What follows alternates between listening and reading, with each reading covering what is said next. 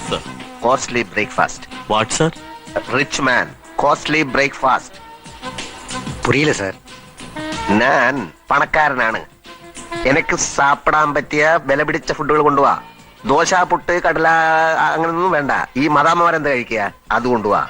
എനിക്ക് പുരിയില്ല sir. Bread toast bull's eye.